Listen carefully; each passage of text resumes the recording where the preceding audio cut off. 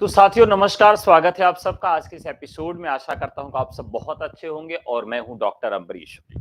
साथियों, आज का ये महत्वपूर्ण पेपर आपके लिए कई परीक्षाओं के लिए लाभकारी होगा। तो चलिए शुरू करते हैं आज के इस महत्वपूर्ण पेपर के पहले प्रश्न की तरफ।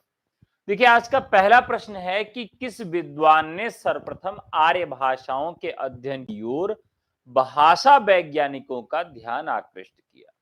यहां पर बात आ रही है आर्य भाषाओं को लेकर। किन भाषाओं को लेकर आ रही है? तो आर्य भाषाओं को लेकर यहां बात आ रही है, यानी कि हमें आर्य भाषाओं के विषय में भी थोड़ा बहुत जानना चाहिए। ठीक है, तो 1880 में 1880 में एक वैज्ञानिक हुए जिनका नाम था हार्नेले। इन्होंने भारतीय भाषाओं का यानी आर्य भाषाओं का एक वर्गीकरण प्रस्तुत किया और वो वर्गीकरण परीक्षा के दृष्टिकोण से महत्वपूर्ण होता है। चलिए फटाफट आप लोग आ जाइए, कमेंट बॉक्स में उतर आइए और जल्दी जल्दी जवाब भी देते चलिए। तो इन्होंने क्या किया कि भाषाओं का जो है वो अध्ययन किया और उन्हें 4 भागों में विभाजित किया। कितने भागों में विभाजित किया? तो इन्होंने आर्य भाषाओं को 4 भागों में विभाजित कर दिया और ये इनकी सबसे बड़ी उपलब्धि थी। पहला था, इसमें आपको याद रखना है पूर्वी शब्द, और फिर दूसरा याद रखना है गौड़ियन। तो एक तो पूर्वी गौड़ियन में इन्होंने किया, दूसरा इसी का पश्चिमी इन्होंने कर दिया, यानी कि पश्चिमी गौड़ियन, और फिर उत्तरी गौड़ियन, उत्तरी, और इन्होंने दक्षिणी में गौड़ियन न लगा के हिंदी शब्द का प्रयोग किया, दक्षिणी हिंदी। यानी पूर्वी, पश्चिमी, उत्तरी और दक्षिणी गौड़ियन के नाम से इन्होंने इसका विभाजन प्रस्तुत किया।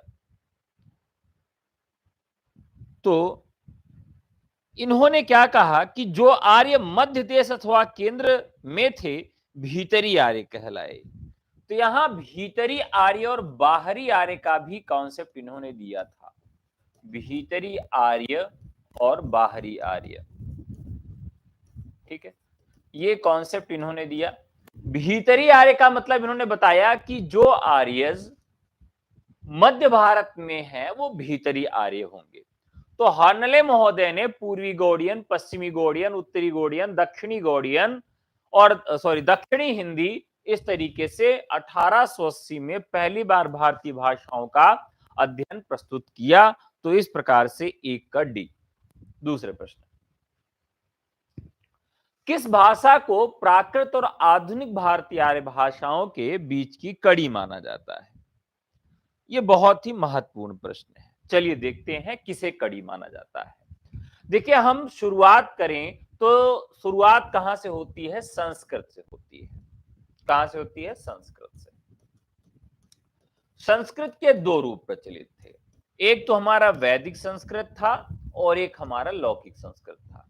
वैदिक संस्कृत में वेद इत्यादि लिखे जाते थे, लौकिक संस्कृत में साहित्य और व्याकरण लिखा जा रहा था। वैदिक साहित्य का विकास नहीं होता, लौकिक साहित्य का विकास होता है, और समय के साथ यह प्राकृत, फिर पाली, उल्टा हो गया। सबसे पहले ये बौद्धों की भाषा पाली बनती है, बौद्ध धर्म की। पाली के बाद प्राकृत, और प्राकृत के बाद आ जाती है अपभ्रंश।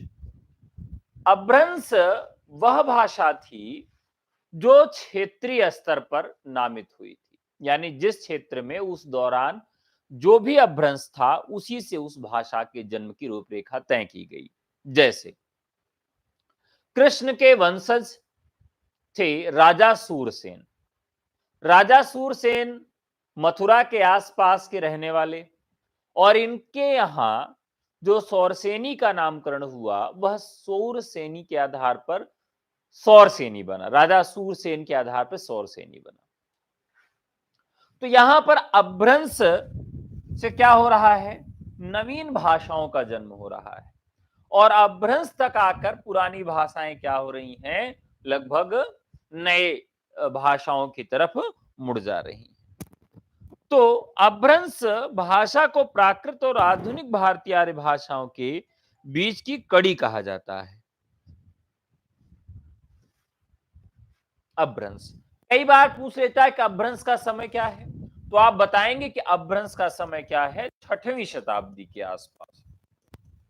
ठीक है, 6वीं शताब्दी के आसपास। और हिंदी साहित्य में कुछ प्रश्न ऐसे भी पूछे जाते हैं, इनमें से कौन सी रचना अपभ्रंश से संबंधित है। आपको बताना है कि अपभ्रंश वाली जो रचनाएं हैं इनको और किस नाम से जाना जाता है, अपभ्रंश की रचनाओं को और किस नाम से जाना जाता है, खास करके आदिकाल में। नेक्स्ट क्वेश्चन, हिंदी की मूल उत्पत्ति किस अपभ्रंश से मानी जाती है? हिंदी की मूल उत्पत्ति किस अपभ्रंश से मानी जाती है? फिर उसी की बात करें। अभी हमने चर्चा किया राजा सूरसेन की। राजा सूरसेन जो कि कृष्ण भगवान के वंशज थे और उनका जो क्षेत्र था वो ब्रज वाला क्षेत्र था, और यहीं से थोड़ा आप आगे बढ़ेंगे तो मेरठ का क्षेत्र आएगा, दिल्ली का क्षेत्र आएगा और हरियाणा का क्षेत्र आएगा। यानी अगर हिंदी की मूल उत्पत्ति की बात करें तो लगभग खड़ी बोली से होती है, और खड़ी बोली का जो क्षेत्र है वो आपको बता चुका हूं। इसका अपभ्रंश कौन सा हो जाता है, तो सौरसेनी अपभ्रंश इसका राइट आंसर हो जाता है, सौरसेनी अपभ्रंश। नेक्स्ट क्वेश्चन, बघेली बोली को अवधि की दक्षिणी शाखा किसने कहा? यह बहुत ही महत्वपूर्ण प्रश्न है।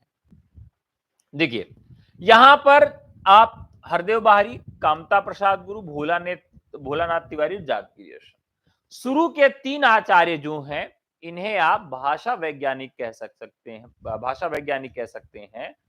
और इसके बाद के जो आचार्य हैं ये जॉर्ज ग्रियर्सन साहब इतिहासकार और भाषा वैज्ञानिक दोनों हैं, और भारतीय भाषाओं के प्रोफेसर थे, ये भी आप जानते हैं। तो यहां पर हरदेव बहारी इसका राइट आंसर है। हरदेव बहारी ने दक्षिणी शाखा बघेली बोली को अवधि की दक्षिणी शाखा कहा था। क्यों कहा, समझिए। अवधि, बघेली और छत्तीसगढ़ी, ठीक है। तो ये जो पूर्वी हिंदी है इसमें 3 बोलियां मिलती हैं, अवधि, बघेली, छत्तीसगढ़ी। अवधि की जो शुरुआत होती है वो कहां से होती है, तो आप देखें साथियों, तो अवधि की शुरुआत हो जाती है कहां से, मान लीजिए अयोध्या से। अयोध्या इसका केंद्र हो जाता है। तो अयोध्या से हमने शुरुआत किया और इलाहाबाद तक लेकर आए, यानी प्रयागराज तक अवधि का क्षेत्र बनता है। इलाहाबाद से जैसे थोड़ा आगे बढ़ेंगे तो बुंदेलखंड और बघेलखंड यानी रीवा का जो क्षेत्र है, रीवाई बोली का जो क्षेत्र है, वहां पर आप देखेंगे तो थोड़ा बहुत बघेली आपको देखने के लिए मिलती है। और इलाहाबाद के ये किस क्षेत्र में पड़ता है, तो दक्षिण क्षेत्र में पड़ता है। इसी कारण से बघेली बोली को अवधि की दक्षिणी शाखा कहा। किसने कहा, हरदेव बाहरी ने कहा। नेक्स्ट क्वेश्चन, ब्रज बोली किस भाषा का एक कृत्रिम रूप है, बताइए।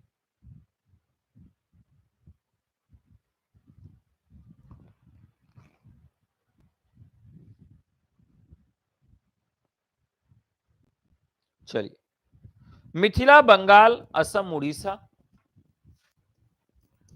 मिथिला,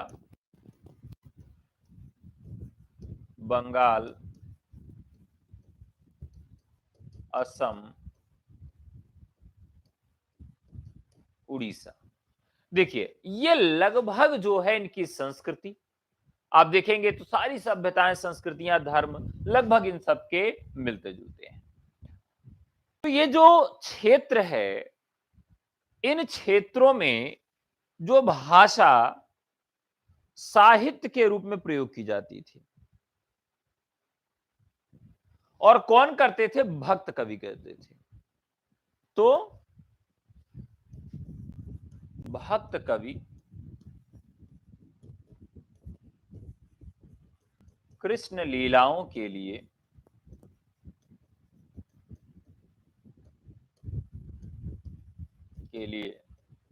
प्रयोग करते थे।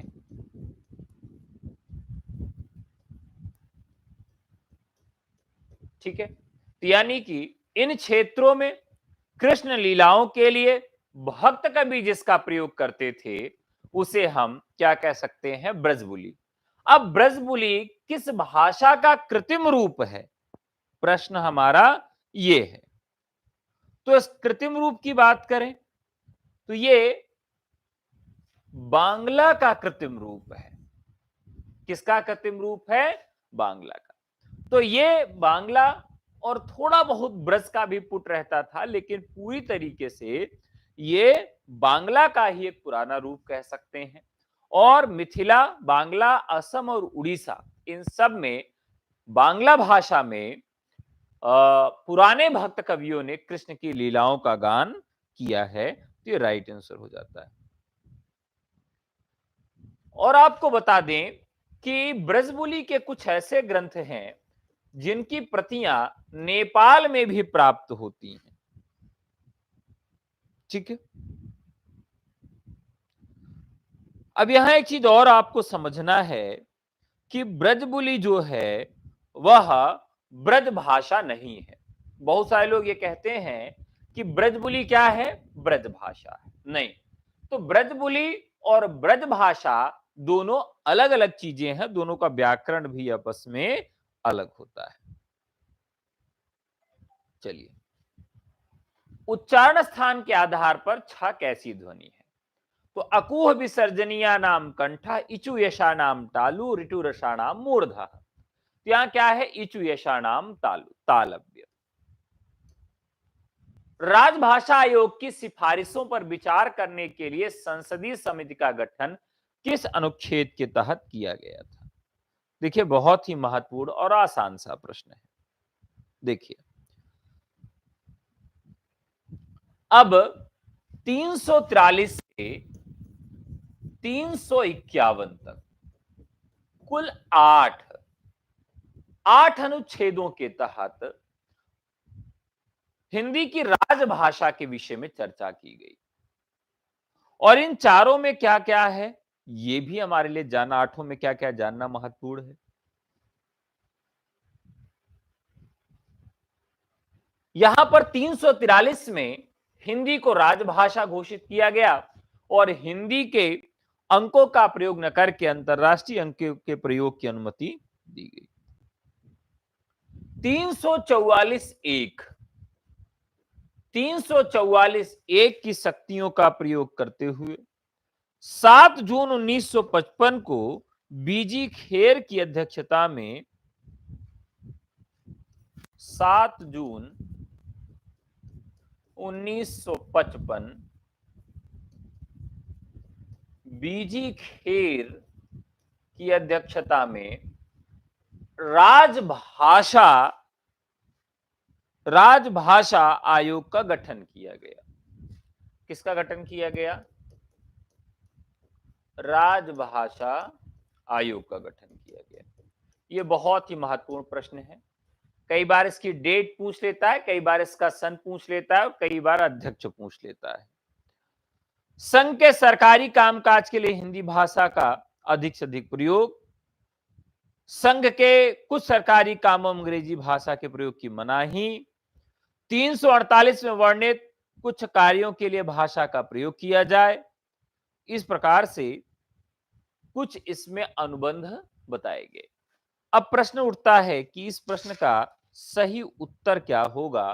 तो सही उत्तर हो जाएगा 344, राइट आंसर। नागरी लिपि का विकास किस लिपि से हुआ है? नागरी लिपि का विकास किस लिपि से हुआ है? मैं एक ट्रिक बताता हूं हमेशा आपको। क्या बताता हूं? ब्राह्मी जो लिपि है यह आपके सिलेबस में, तो ब्राह्मी, यूजीसी, देवनागरी, ठीक है। तो आपको याद रखना है कि ब्राह्मी लिपि यूजीसी के सिलेबस में है और देवनागरी भी है। अगर आप इतना याद कर लेते हैं तो ये ट्रिक आपको हमेशा फायदा देगी। क्या होगी कि ब्राह्मी, यूजीसी, देवनागरी। ब्राह्मी लिपि कहां है? यूजीसी के सिलेबस में है। तो बस यही हमारी ट्रिक हो जाती है। ब्राह्मी के उत्तरी से गुप्त और गुप्त से सिद्ध मातृका और सिद्ध मातृका से फिर जो है देवनागरी का जन्म हो जाता है। तो नागरी लिपि का विकास किस लिपि से हुआ है? तो ये बहुत आसान सा सवाल हो गया, ब्राह्मी लिपि से। प्राचीन नागरी का दक्षिण भारत में क्या नाम है? ये भी आप बहुत आसानी से बता सकते हैं। तो इसे नंद नागरी के नाम से जाना जाता है। देवनागरी, अनंत नागरी और ब्रह्म नागरी। तो राइट आंसर हो जाएगा नंद नागरी के नाम से इसे जाना जाता है। उदन मार्तन पत्र में खड़ी बोली का उल्लेख किस नाम से किया गया है? बहुत ही महत्वपूर्ण प्रश्न है। 30 मई 1826 में इसकी शुरुआत की गई थी। खड़ी बोली ब्रजभाषा बोलियों का मिश्रण इसमें देखने के लिए मिलता है। और इस पत्र के संचालक की इसे भाषा का रूप क्या दिया गया? तो इस भाषा को मध्य देशीय भाषा कहते थे। कौन सी भाषा कहते थे? तो मध्य देशीय भाषा कहते थे। ये बहुत ही महत्वपूर्ण हो जाता है। ये जो पुस्तकाकार रूप में 12 गुणते 8 इंच में छपता था और ये कब निकलता था, कई बार पूछा गया है। तो ये हर मंगलवार को निकलता था। किस दिन? साप्ताहिक पत्र था। तो हर मंगलवार को ये पत्र निकलता था। और इसके कितने अंक प्रकाशित हुए थे? तो दिसंबर 1827, ध्यान रखिएगा, दिसंबर 1827 तक ये चला था। और इसमें कितने अंक छपे? तो इसमें केवल 79 यानी 79 अंक तक इसमें छपते हैं। और इसके बाद ये समाचार पत्र पैसे के अभाव में बंद हो जाता है। हिंदी प्रदीप के संपादक कौन थे? ये बहुत आसान सा सवाल है, कोई दिक्कत नहीं। बालकृष्ण भट्ट, 1877। हिंदी के प्रचार प्रसार में योगदान के लिए 1947 में कौन सी संस्था गठित हुई थी? 1947।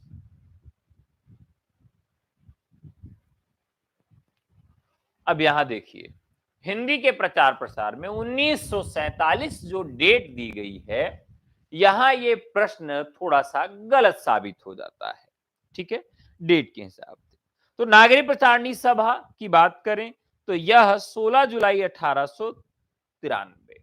तो ये 1893 16 जुलाई को। और इसके संस्थापक सदस्य पूछे जाते हैं तो कौन कौन से हैं? श्याम सुंदर दास के द्वारा। राधा कृष्ण दास इसके पहले अध्यक्ष हुए थे। बिहार राष्ट्र भाषा परिषद पटना, तो ये 11 मार्च 1951, 11 मार्च 1951 में इसकी शुरुआत होती है। हिंदी साहित्य सम्मेलन प्रयागराज, और ये हिंदी साहित्य सम्मेलन प्रयागराज जो है 10 अक्टूबर 1910, 10 अक्टूबर 1910, यानी 1947 में कोई नहीं है। और राष्ट्रभाषा प्रचार समिति वर्धा जो कि दक्षिण भारत में काम कर रही है, और ये बहुत पहले ही स्थापित हो गई थी आजादी के 1936 में। तो यहां पर कोई भी डेट 1947 की फिट नहीं बैठती है। नेक्स्ट, महावीर प्रसाद द्विवेदी से पूर्व सरस्वती पत्रिका के संपादक कौन थे? चलिए, बहुत आसान सा प्रश्न है। देखिए, सरस्वती का प्रकाशन इंडियन प्रेस प्रयागराज के द्वारा 1900 में शुरू किया जाता है। और इसके मालिक कौन थे? चिंतामणि घोष थे। ठीक है, 1903 से 1920 तक महावीर प्रसाद द्विवेदी थे। श्याम सुंदर दास 1901 तक इसके संपादक थे। श्याम सुंदर दास जो है 1901 तक इसके संपादक थे। और इसके मालिक कौन थे? तो मालिक चिंतामणि घोष थे। इंडियन प्रेस इलाहाबाद से छपती थी। और आपको बताना कि पत्रिका पुनः प्रकाशित होने लगी है। तो आप बताइए कि वर्तमान में इसके संपादक कौन है? और ये इलाहाबाद से प्रकाशित हो रही है। एसके चान हिंदी लिटरेचर के लेखक कौन है? चलिए, ये मैंने एक ट्रिक बताया था आपको। देखिए, sketch of Hindi literature, sketch के लिए क्या सबसे ज्यादा आवश्यक होता है? तो स्केच में ग्रीब होती है, ठीक है। स्केच में क्या होती है? ग्रीब होती है। तो आसानी से आपको याद रहेगा, एडविन ग्रीव्स। एडविन ग्रीव्स जो हो जाते हैं इसके राइट आंसर हो जाते हैं। नेक्स्ट क्वेश्चन, ढोला मारूरा दूहा में ढोला के पिता का क्या नाम था? क्या नाम है? राजा जसवंत सिंह, राजा नल, राजा जयसिंह, राजा हर राज सिंह। क्या प्रश्न है? तो ढोला मारूरा दूहा, ढोला मारूरा दूहा, देखिए यहां पर उनके पिता का नाम नल था, यानी कि राजा नल था। और इसमें किस प्रकार की कथा का वर्णन किया गया है? तो यह 11वीं शताब्दी में लोक भाषा काव्य है। ढोला राजकुमारी और मारू की प्रेम कथा का वर्णन है। राजस्थान की प्रेम कथा है ढोला और मारू की कथा का। ढोला जो है वो प्रेमी है और प्रेमिका जो है वो मारती है, ऐसे याद रखिएगा। तो सही बात है, प्रेमिका हमेशा आपकी कुटाई कर देती है, इसीलिए इसका नाम क्या रखा गया? मारू रखा गया। और ढोला क्या है? वो प्रेमी का नाम है, हमारे ढोलनारी ना। तो ढोला मारूरा दूहा, इस प्रकार से आप याद कर सकते हैं। लोक काव्य है और कुशल राय वाचक ने कुछ चौपाइयों को जोड़कर इसका विस्तार किया है, ठीक है। दो रचनाकार मिलते हैं इसके, कौन कौन से? एक तो कल्लोल और एक कुशल राय। नेक्स्ट क्वेश्चन, गोरखनाथ का समय 11वीं शती है, यह मान्यता किस विद्वान की है? क्या है कि गोरखनाथ का समय 14वीं शताब्दी। देखिए अलग अलग विद्वानों ने गोरखनाथ का समय अलग अलग माना है। पीतांबर दत्त बड़थवाल की बात करें तो इन्होंने 11वीं शताब्दी माना है। राहुल सांकृत्यायन ने 845 माना है, 845। हजारी प्रसाद द्विवेदी ने इनका समय 9वीं शताब्दी माना है। और रामचंद्र शुक्ल ने गोरख राम कुमार शुक्ला राम राज सॉरी रामचंद्र शुक्ल और राम कुमार वर्मा, इन दोनों लोगों ने इसका समय 13वीं शताब्दी माना है। तो आप सबको उत्तर मिल गया होगा, 11वीं शताब्दी इसका राइट आंसर हो जाता है। लेकिन सर्वमान्य कौन सा है? तो डॉक्टर राम कुमार वर्मा और रामचंद्र शुक्ल ने 13वीं शताब्दी माना था। अगला, नाथ पंथ सिद्धों की परंपरा से ही छटकर निकला है, यह कथन किसका है? बहुत ही महत्वपूर्ण है। नाथ पंथ सिद्धों की परंपरा से ही छटकर निकला है।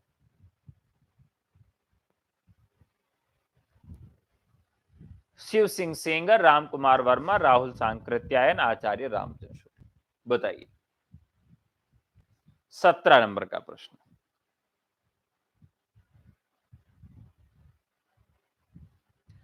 देखिए छट कर निकला है, विकसित रूप है, इस तरह से कई चीजें आएंगी। अगर कोई कहे विकसित रूप है, तो विकसित रूप किसने कहा है? राहुल सांकृत्यायन ने। और कोई ये कहे कि छट कर निकला है, तो वो आचार्य रामचंद्र शुक्ल है।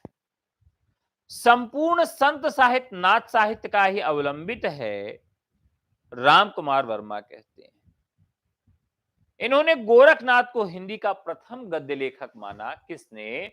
मिश्र बंधुओं ने। तो ये बहुत महत्वपूर्ण है। तो छट कर जब आएगा तो शुक्ल होंगे और विकसित रूप आएगा तो रामकुमार वर्मा, तो राहुल सांकृत्यायन होंगे। अगला, दक्षिण के अलवार संत किस शाखा से संबंधित माने जाते हैं? दक्षिण के आलवार संत,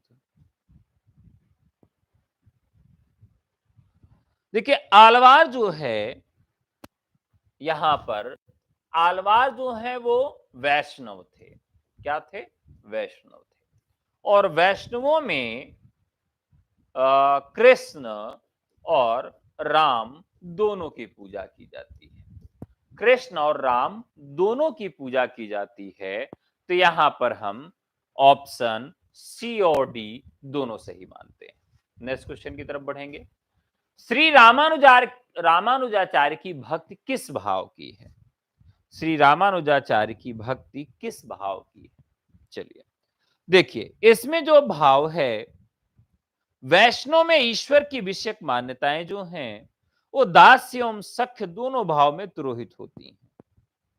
ठीक है, तो दास्य और सख्य यहां पर दोनों राइट आंसर है, ए और बी। रसलीन का मूल नाम क्या है? रसलीन का मूल क्या नाम क्या है? तो आप सब जानते हैं, सैयद गुलाब नबी। इनका मूल नाम क्या था? सैयद गुलाब नबी था। रसलीन जो है उपनाम से अपनी कविताएं लिखते थे। सैयद मुहक्कर बाकर इनके पिता का नाम था। और नौढ़ा वर्णन, मध्या सुरतांत, मध्या को मान, मध्या धीर वर्णन, प्रौढ़मान प्रौढ़ वर्णन, विश्वद नौड़ा वर्णन और सुकीना वर्णन इत्यादि इनकी बहुत महत्वपूर्ण रचनाएं हैं। नेक्स्ट, भारतेंदु की अकेली प्रतिभा ने हिंदी नाटक साहित्य, हिंदी नाट्य शास्त्र तथा हिंदी रंगमंच की स्थापना की। यह कथन, देखिए यह कथन पूरी तरीके से गद्य पर आधारित है। तो आपको एक हिंट देता हूं कि गद्य की बड़ी भारी पुस्तक लिखकर कौन चारों ऑप्शन में प्रसिद्ध हुए, तो आप जान गए होंगे।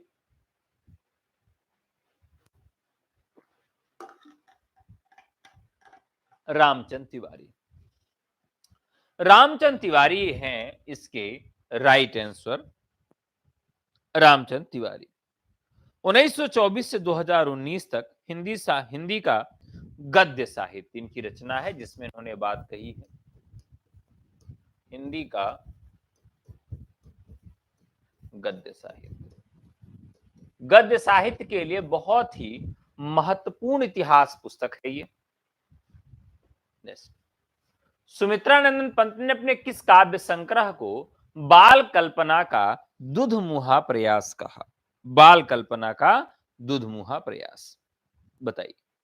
देखिए इन्होंने तो बहुत सारी रचनाएं लिखी, लेकिन एक ऐसी रचना है जिस रचना को ये स्वयं मानते थे कि ये परिपक्व नहीं है। चलिए, पल्लव, ग्रंथि, वीणा और उच्छ्वास। यहां कर पल्लव बहुत इनकी महत्वपूर्ण रचना है, इसकी डेट भी पूछ ली जाती है। ग्रंथि जो इनकी रचना है 1920 में लिखी गई थी। ग्रंथि सुमित्रानंदन पंत की आत्मकथात्मक कविता है।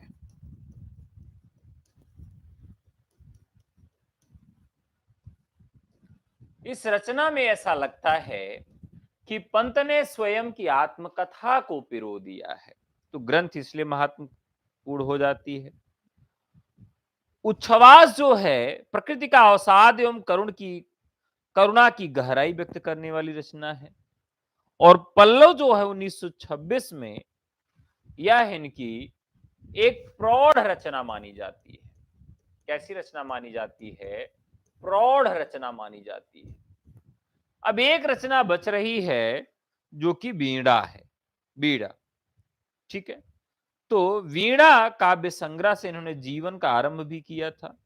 वीणा काव्य संग्रह का प्रकाशन 1927 में हुआ और 1918 से लेकर 1920 तक की जो रचनाएं हैं वो वीणा में संकलित है।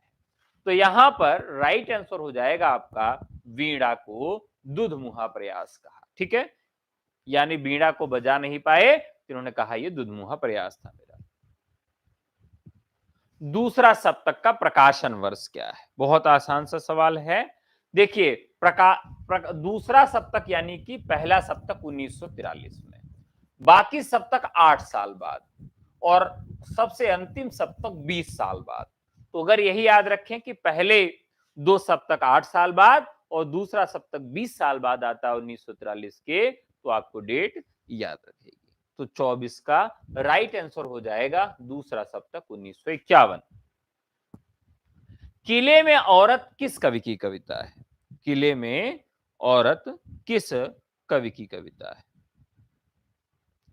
1921 से 1990 के एक कवि हैं। 1921 से 1990 के एक कवि हैं जिन्होंने कविता लिखी है किले में औरत। रघुवीर सहाय। रघुवीर सहाय। आत्महत्या के विरुद्ध हंसो जल्दी हंसो, दिल्ली मेरा प्रदेश, ये इनकी महत्वपूर्ण रचनाएं हैं। तो राइट आंसर हो जाएगा रघुवीर सहाय। Next question, doctor Gopal Rai ने किस कृति को हिंदी का पहला उपन्यास माना है? गोपाल राय की बात करें तो गोपाल राय जो है, देखिए नाम भी ऐसा लग रहा है कि गोपाल किसी घर की बात है। तो घर में कौन कौन होते हैं? देवरानी और जेठानी होते हैं। तो देवरानी और जेठानी की कहानी में गोपाल राय ने हिंदी का इसे पहला उपन्यास घोषित किया है। फांस उपन्यास का मूल कथ्य क्या है? फांस उपन्यास बताइए। तो फांस जो है, इसका नाम ही देखने पर लग रहा है कि फांस लगा दी जा रही है। क्या लगा दी जा रही है? फांस लगा दी जा रही है। फांस का मतलब हो जाएगा फांसी। और सबसे ज्यादा फांसी कौन लगाते हैं? तो किसान आत्महत्या करते हैं। तो फांस उपन्यास जो है बहुत महत्वपूर्ण हो जाता है। और इसके रचनाकार कौन है? संजीव है। संजीव ग्रामीण चेतना के चितेरे कथाकार हैं और ग्रामीण चेतना पर इन्होंने बहुत सारी कथाएं लिखी हैं। तो ये किसान हो जाएगा फांस। सचेतन कहानी की अवधारणा किस कहानीकार की है? सचेतन कहानी देखिए, 1964 में आधार नामक पत्रिका का सचेतन कहानी विशेषांक प्रकाशित हुआ और इस आंदोलन का प्रारंभ भी वहीं से माना जाता है, जिसने सचेतन दृष्टि को अपनाने पर बल दिया था। जैसे कुछ कहानियां उस दौर की है, धुंधले कोहरे, लौ पर रखी हुई हथेली इत्यादि। तो आपको याद रखना है, जो मही होती है, मही, मही माने धरती और मही माने राजा। तो यहां पर सचेतन, तो अगर आप बहुत चेतन रह के धरती पर नहीं रहेंगे तो मारे जाएंगे। तो सचेतन महीप सिंह याद कर लीजिए। यहां पर सुमेलन करना है। अभंग गाथा, ताले में बंद प्रजातंत्र, वायरस, इतनी इत्ता की आवाज। यहां आपको क्या करना है? सुमेलन करना है। तो जल्दी जल्दी करिए फटाफट। देखिए, अभंगाता, तो ये नरेंद्र मोहन की रचना है। किसकी है? ताले में बंद प्रजा किसकी रचना है? विभु कुमार की। वायरस बहुत ही महत्वपूर्ण है और यह किसके ने लिखा है? तो राजेश जैन की। और इत्ता की आवाज असगर वजाहत की रचना है। भारत दुर्दशा को निम्नलिखित में से क्या माना जाता है? भारत दुर्दशा देखिए, जब हम नाटकों की बात करते हैं तो नाटकों को दो भागों में बांटा जाता है। एक तो उपरूपक और दूसरा रूपक। ठीक है, अब यहां पर बात की गई है भारत दुर्दशा की। तो भारत दुर्दशा जो है एक प्रकार का नाटक है, लेकिन यह नाटक के साथ रासक भी है। तो ये इसे हम नाट्य रासक कहते हैं। 1870 में रचित हुआ और भारत की दुर्दशा को इसमें दिखाया गया है। और एक मजेदार बात, इसके सारे पात्र ही काल्पनिक हैं। सारे पात्र ही इसके काल्पनिक हैं और इसमें पात्रों का जो क्रम है वो पूछा जाता है कि भारत दुर्दैव कब आता है, रोग कब आता है, आलस्य कब आता है। तो किस प्रकार से इसका क्रम है, ये आप जरूर याद रख लीजिएगा। ये परीक्षा के दृष्टिकोण से बहुत महत्वपूर्ण है। सौभाग्य और दुर्भाग्य मनुष्य की दुर्बलता के नाम हैं। यह किसका कथन?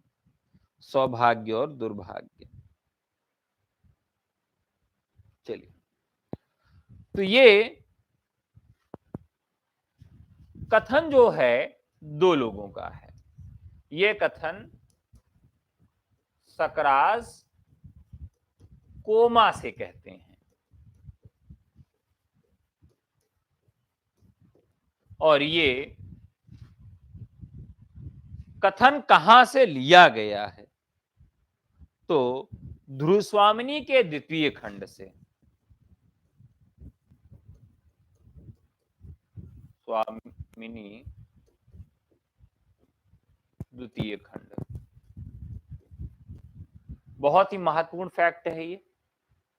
ठीक है, तो कोमा और सकराज दोनों होगा। सकराज को कोमा से कहते, सकराज कोमा से कहते हैं। नेक्स्ट, लंका की एक रात निबंधकार कौन है? लंका की एक रात के निबंधकार कौन है? देखिए, जो लंका थी वो सोने की थी।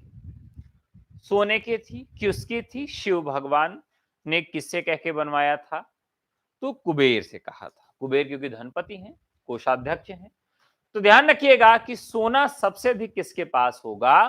कुबेर के पास होगा। इस तरीके से लंका सोने की थी और लंका की एक रात कुबेरनाथ राय की हो जाती है। ठीक है, नेक्स्ट क्वेश्चन। मिला तेज से तेज किस विधा की रचना है? ठीक है, तो यहां पर आपको लग रहा होगा कि ये जीवनी है, नहीं, बल्कि ये आत्मकथा न होकर यह जीवनी है। मिला तेज से तेज। ठीक है, अब ये किसकी जीवनी है? तो सुभद्रा कुमारी चौहान पर केंद्रित है। किसके ऊपर आधारित है? सुभद्रा कुमारी चौहान पर। आप सबको कमेंट करके बताना है कि सुभद्रा कुमारी चौहान पर मिला तेज से तेज नामक रचना किसने लिखी है? अपनी जमी अपना आसमां की लेखिका कौन है? अपनी जमी और अपना आसमां की लेखिका कौन है? बहुत ही महत्वपूर्ण है, रजनी तिलक। ठीक है, किस विधा की रचना है ये? तो ये रचना आत्मकथा विधा की है, जो कि बहुत महत्वपूर्ण हो जाता है। देखिए, आप लोग कहते हैं कि सर थोड़ा जल्दी सॉल्व कराया करिए, तो इसीलिए मैं बता रहा हूं। कौशल्या बैसंत्री और सुशीला टगभौरे, शिकंजे का दर्द, बहुत ही महत्वपूर्ण इनकी रचना है, सुशीला सुशीला टगभौरे की। ये कई बार पूछी गई रचना है।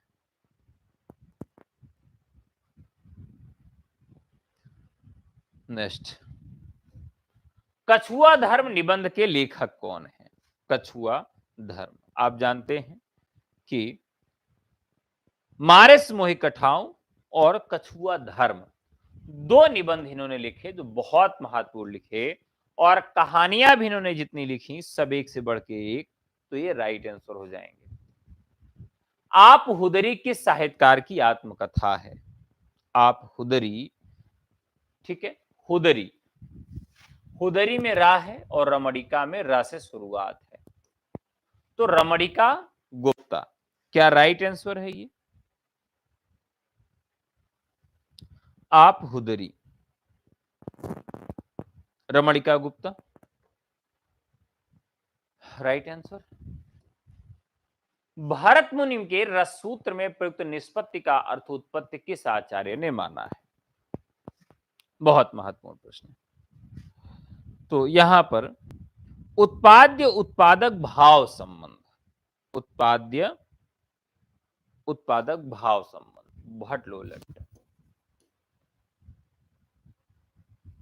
तो यहां पर राइट आंसर क्या हो जाएगा?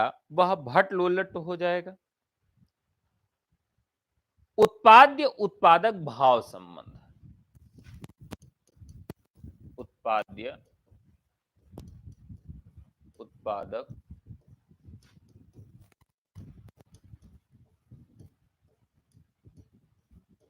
भाव संबंध। तो उत्पाद्य उत्पादक भाव संबंध जो है यह भट्ट लोलट का है और भट्ट लोलट भरत मुनि के रस सूत्र की व्याख्या करने वाले पहले आचार्य हैं। लोलट के दर्शन को कौन सा दर्शन कहते हैं? तो इनके दर्शन को मीमांसा दर्शन कहते हैं। चारों के दर्शन भी आपको मालूम होने चाहिए। ठीक है, चलिए तो आगे बात करेंगे। यहां से एक चित्त तुरंग न्याय का भी प्रश्न पूछा जाता है। किस आचार्य की ने दृष्टि प्रीति और अदृष्ट कीर्ति को काव्य का प्रयोजन माना है? किसने माना है? देखिए, हम वामन को ब्राह्मण समझ के याद करते हैं, बाभन समझ के। बाभन क्या करता है? हमेशा प्रीति और कीर्ति के लिए काम करता है। तो ऐसे याद रहेगा कि किसने दृष्ट और अदृष्ट को काव्य का प्रयोजन माना। तो यहां राइट आंसर हो जाएगा वामन ने माना है।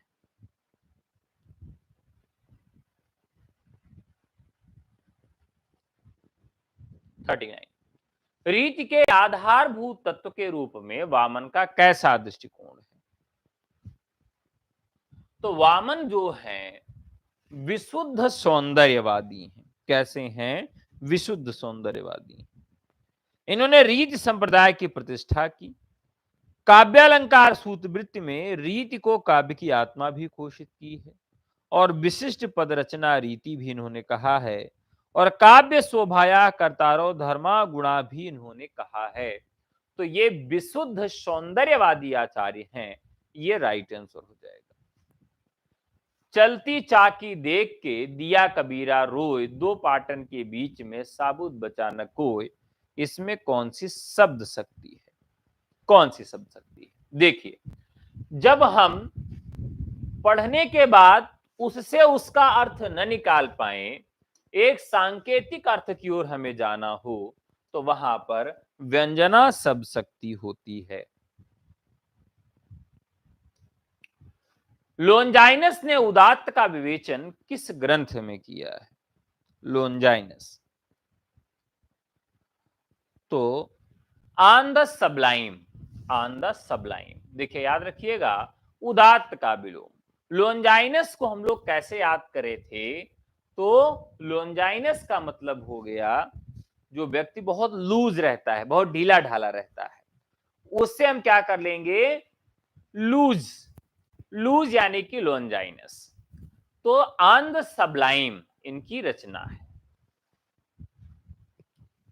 किस पाश्चात्य विचारक ने कला और सहजानुभूति को अभिन्न माना है? कला और सहजानुभूति को किसने अभिन्न माना है? क्रोंचे। ध्यान रखिएगा कि अगर सहजानुभूति शब्द का आ जाए प्रयोग, तो आप यहां पर क्रोंचे को याद कर सकते हैं।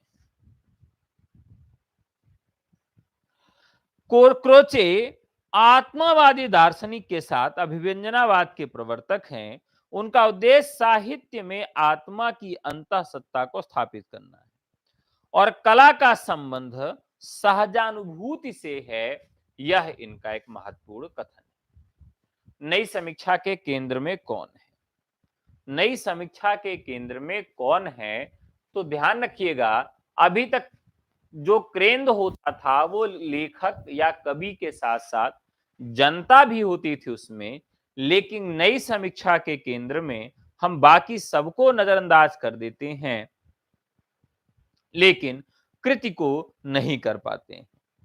तो नई आलोचना यानी कि न्यू क्रिटिसिज्म इस आंदोलन का प्रयोग आंग अमरीकी आलोचना के रूप में देखने के लिए मिलता है। तो यहां पर राइट आंसर कृति हो जाएगा। वस्तु घटना व्यापार गुण विशेष विचार आदि साकार निराकार पदार्थों और मानस क्रियाओं को कवि किसके द्वारा प्रत्यक्ष और इंद्रिय ग्रह मान्यता है? तो बहुत महत्वपूर्ण प्रश्न है। देखिए, इन सारी चीजों में दो चीजें आएंगी। क्या आएगी? एक बिंब हो सकता है और या एक प्रतीक हो सकता है। हमेशा कंफ्यूजन इसी में होता है। प्रतीक क्या होते हैं? किसी के सिंबल होते हैं और बिंब क्या होता है, उसकी एक छाया होती है। तो यहां राइट आंसर हो जाएगा बिंब से। प्रतीकवाद की सर्वप्रथम घोषणा करने वाले विचारक कौन है?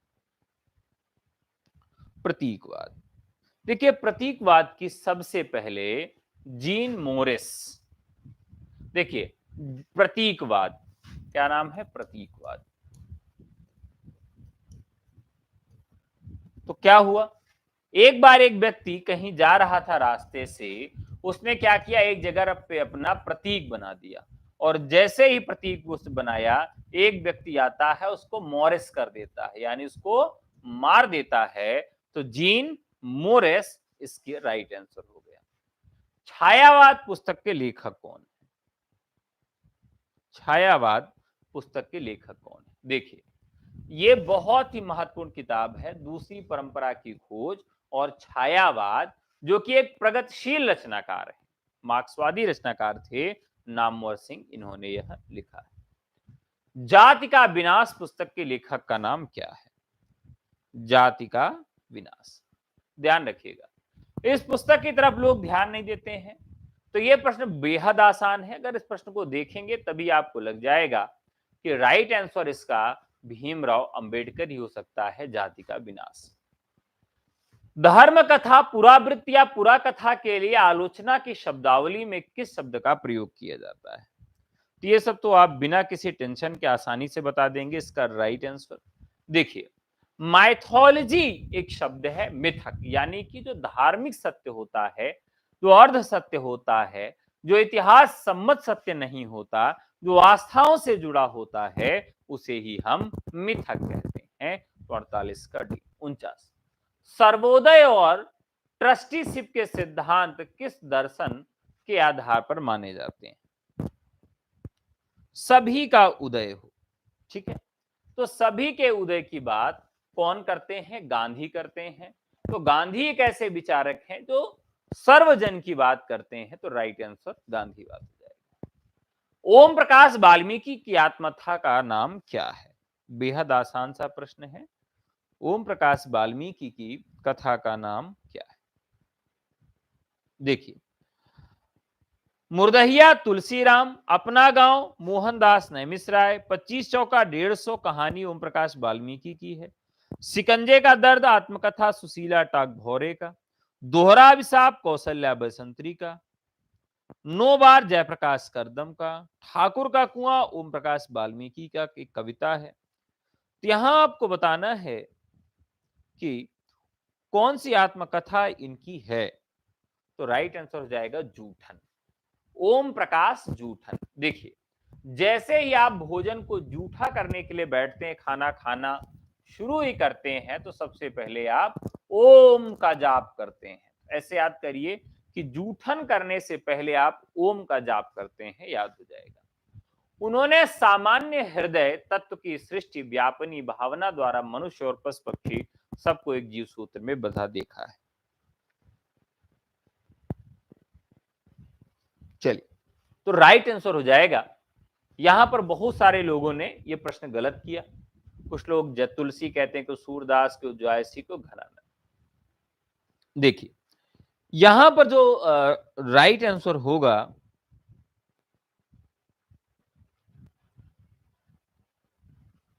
तो वो हो जाएगा जायसी, जायसी, ठीक है। नेक्स्ट क्वेश्चन, विद्यापति की कविता का स्थापत्य सिंगारिक है, उसे आध्यात्मिक कहना, खजुराहों के मंदिरों को आध्यात्मिक कहना है। ये प्रश्न तो खूब चर्चित हुआ था, मुझे लगता है कि आप सब इसका जवाब दे देंगे। देखिए यहां पर एक आचार्य है बच्चन सिंह, बच्चन सिंह ने लिखा है हिंदी साहित्य का दूसरा इतिहास। इन्होंने आलोचनात्मक तरीके से इतिहास को लिखा है, जिसमें बहुत महत्वपूर्ण फैक्ट दिए हैं। जैसे रीतिकाल का विभाजन इनका सबसे अलग है।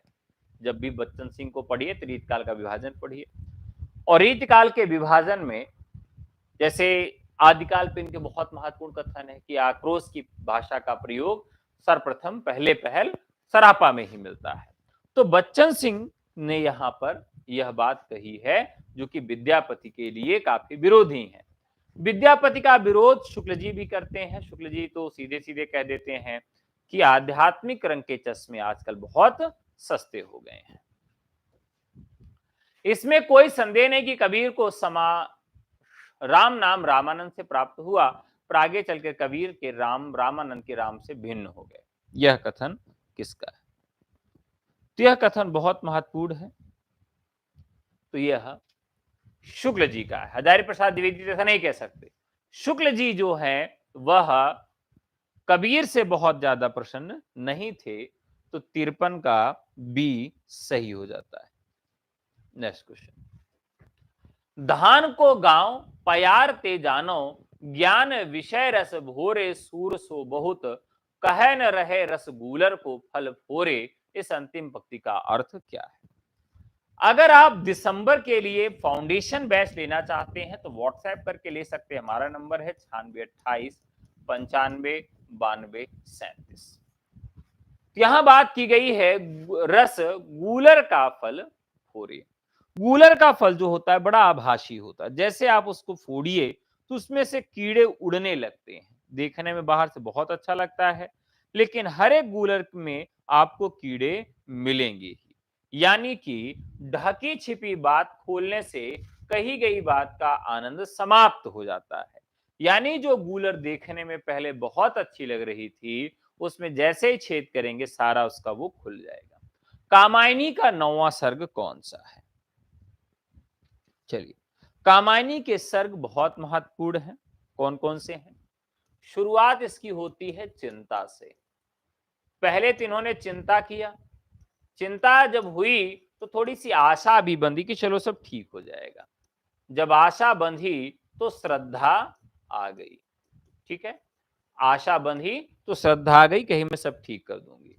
श्रद्धा के साथ काम हुआ और फिर जो है वासना जग गई। क्या जगी? वासना जग गई। और वासना जब जगी तो इनको लगा अरे मैं क्या कर रहा था, और स्वयं पर लज्जित हो जाते हैं। और फिर लज्जा के बाद ये कर्म करने के लिए दोबारा निकल जाते हैं। और फिर इनको स्वयं पर ईर्ष्या होने लगती है। और फिर इनकी बुद्धि जो है इड़ा सर्ग जागृत होता है। और फिर बुद्धि जब जागृत होती है तब तक बहुत थक चुके होते हैं और स्वप्न में सो जाते हैं। जैसे सो के उठते हैं बड़ा संघर्ष रहता है जीवन में, संघर्ष शुरू करते हैं और फिर सारा चीज त्याग देने के लिए सोचते हैं कि सब कुछ त्याग दूंगा, निर्वेद कर दूंगा। और फिर सब कुछ त्याग कर अपना जीवन दर्शन में बिताने लगते हैं। और फिर एक प्रकार से रहस्य में इन्हें आनंद की प्राप्ति हो जाती है, अर्थात ईश्वर की प्राप्ति हो जाती है। तो यहां राइट आंसर हो जाएगा जो इनका सर्ग है वो इड़ा सर्ग है। ठीक है, इड़ा जिसको हम बुद्धि के नाम से जानते हैं। निराला की राम की शक्ति पूजा किससे प्रेरित होकर लिखी गई है? निराला की राम की शक्ति पूजा, देखिए बंगाल का जो कल्चर है वहां पर शक्ति की करो मौलिक कल्पना, शक्ति की पूजा की जाती है। तो राइट आंसर कृतिवास रामायण से संबंधित है, जो कि बंगाल की पृष्ठभूमि पर लिखी गई है। राम की शक्ति पूजा 23 अक्टूबर 1936 को रची गई और यह 26 अक्टूबर 1936 को भारत पत्र दैनिक इलाहाबाद में प्रकाशित हुई थी। तो ध्यान रखिएगा कहां प्रकाशित हुई थी, तो भारत पत्र में प्रकाशित हुई। में प्रथम प्रकाशन। तो पहला प्रकाशन इसका कहां होता है, तो यह पहला प्रकाशन भारत पत्र में होता है, जो कि उस समय इलाहाबाद से प्रकाशित होता था। जिंदगी निष्क्रिय बन गई तलघर अब तक क्या जिया, जीवन क्या जिया, यह पंक्तियां किसकी हैं? तो आप सब जानते होंगे, बेहद आसान सा प्रश्न है। यहां पर देखिए जीवन क्या जिया, अगर आप इस केवल इतना ही याद कर लें तो मुक्ति बोध की है। जब आदमी मुक्ति को प्राप्त होने लगता है तो उसको लगता है कि जीवन क्या जिया, तो राइट आंसर हो जाएगा आपका यहां पर मुक्तिबोध की।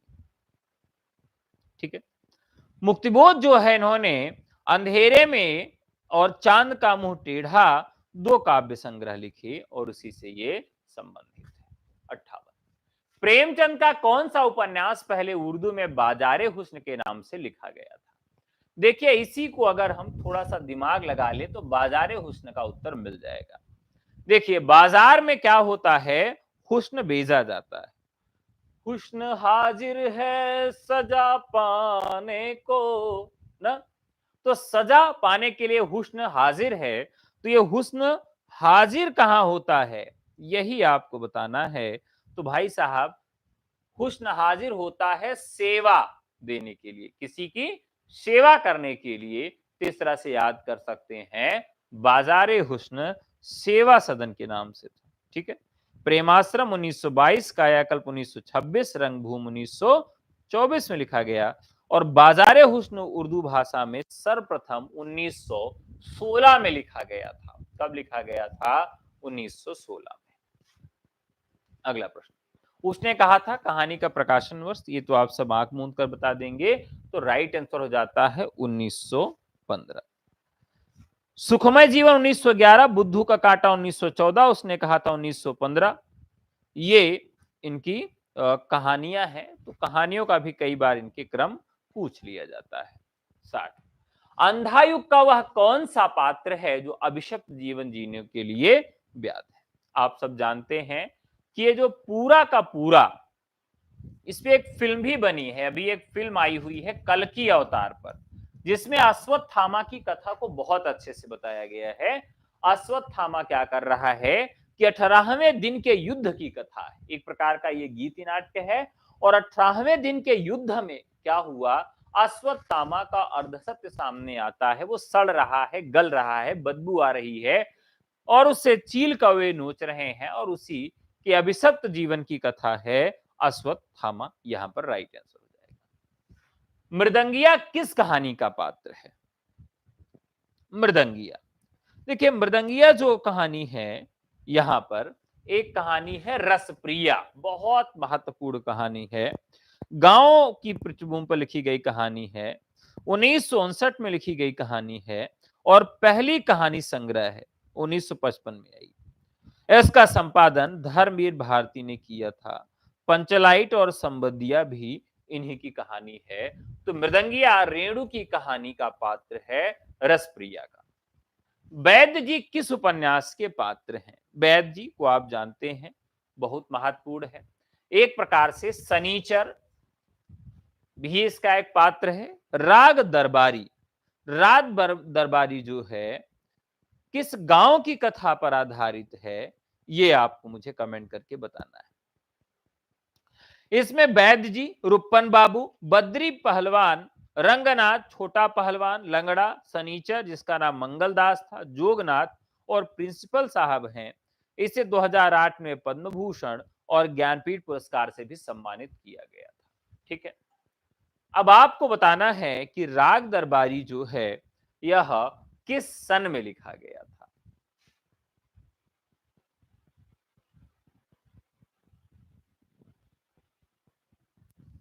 किस सन में लिखा गया था, ये आपको कमेंट करके बताना है। दरअसल ये व्यंग विधा पर लिखा गया।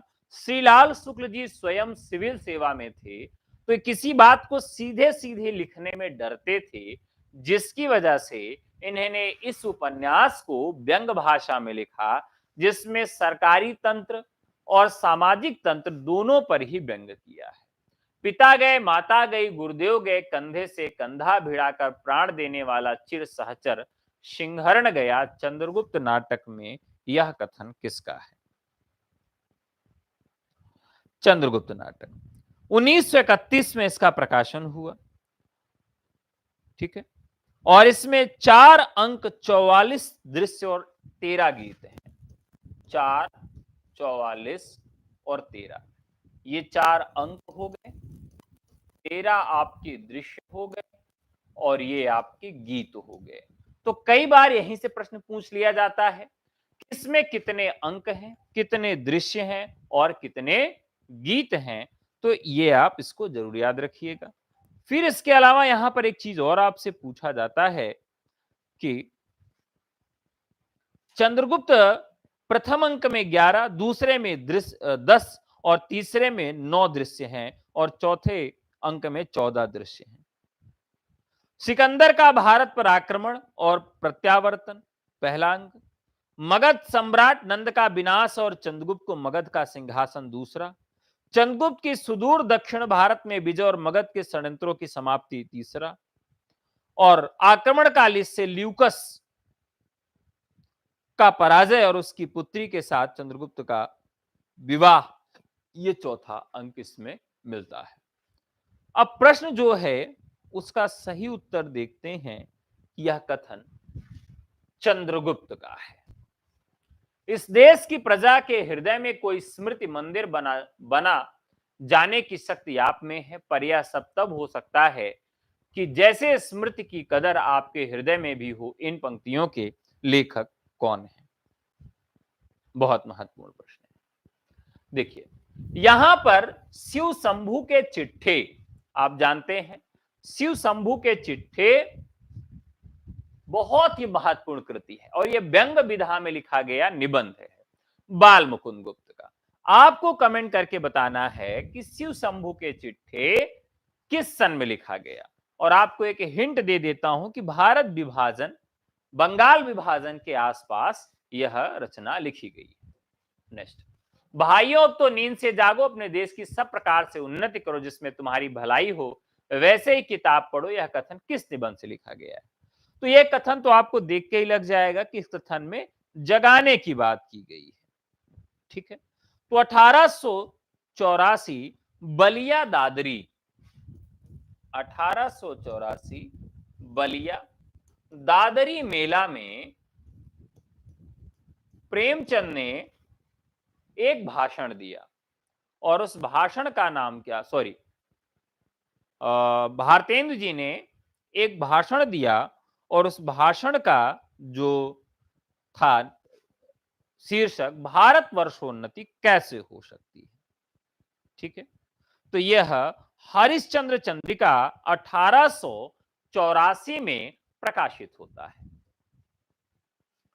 श्रद्धा ग्रहण करने की भी एक विधि होती है। मुझसे अभी सहज ढंग से श्रद्धा ग्रहण नहीं होती है, अटपटा जाता हूं, अभी पार्ट टाइम श्रद्धेय ही हूं।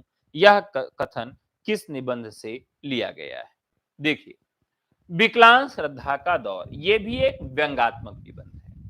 तो एक व्यक्ति का टांग टूट गया है और उसके बहुत सारे लोग पैर छूने के लिए आ रहे हैं।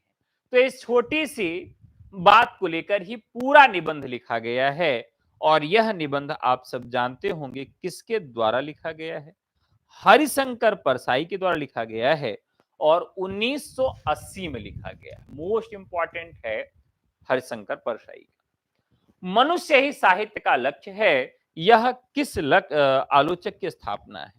तो देखिए, ये जो आलोचक हैं ये मानवतावादी आलोचक है। जैसे शुक्ल जी रसवादी आलोचक हैं, तो ये मानवतावादी आलोचक हैं, मानवतावादी। तो ये मानवतावादी आलोचक हैं, इसलिए हजारी प्रसाद द्विवेदी ये राइट आंसर। रामविलास शर्मा मार्क्सवादी आलोचक हैं, नामवर सिंह भी मार्क्सवादी आलोचक हैं। कुत्ते की आवाज रपट किस कृत में संकलित है? कुत्ते की आवाज। चलिए देखिए, तो ये जो है एक कृति है मेरा परिवार। ठीक है, मेरा परिवार। तो ये क्या है? फणीश्वर नाथ रेणु का ऋण जल धन जल रिपोर्टाज है और ऋण जल धन जल में फणीश्वर नाथ रेणु में सूखा और बाढ़ की घटनाओं को यहां पर बताया है और इसी में कुत्ते की आवाज है। मेरा परिवार महादेवी वर्मा का है, अकेला मेला रमेश शाह का है और चीड़ों पर चांदनी निर्मल वर्मा की रचना है। ब्रेक और एक उदास नगर शीर्षक अध्याय किस पुस्तक में है? ब्रेक और एक उदास नगर। ठीक है, तो ये बहुत ही महत्वपूर्ण है, चीड़ों पर चांदनी। आपको कमेंट करके बताना है कि कहां के प्रवास पर निर्मल वर्मा ने चीड़ों पर चांदनी लिखा था और किस सन में लिखा था।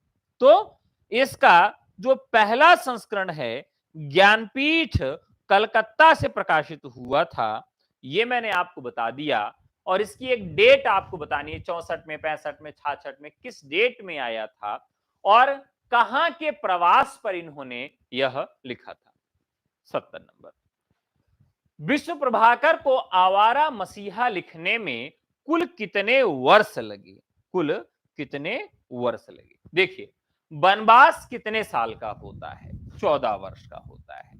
तो बस यही याद रखिएगा कि आवारा थे तो आवारा हूं, ओ आवारा हूं, आवारा हूं और गर्दिश का तारा हूं। तो आवारा है तो कितने साल के आवारा हैं? 14 वर्ष। तो 14 वर्ष इनको समय लग गया था इस रचना को लिखने में। ठीक है, विष्णु प्रभाकर। अब आपको बताना है किसका प्रथम संस्करण जो है कब प्रकाशित हुआ था। ठीक है, मैं बता देता हूं। 1974 में इसका प्रथम संस्करण जो है वो प्रकाशित हुआ था। तो ये राइट आंसर है। ठीक है, अगर आप नए बैचेस में, चाहे वो असिस्टेंट प्रोफेसर का बैच हो और चाहे यूजीसी का बैच हो, अगर आप प्रवेश लेना चाहते हैं तो व्हाट्सएप करके हमारा बैच ले सकते हैं। हमारा नंबर है 9628 95 92 37। तो साथियों, आज का एपिसोड यहीं तक। फिर आप सबसे कल मुलाकात होगी। प्रयास ये रहेगा कि आप सबको लगातार प्रैक्टिस दें, लगातार महत्वपूर्ण और अच्छे प्रश्न दें। तो कल फिर आप सबसे मुलाकात होगी। आज के लिए इतना ही। बहुत बहुत धन्यवाद। नमस्कार, जय हिंद, शुभ दिन।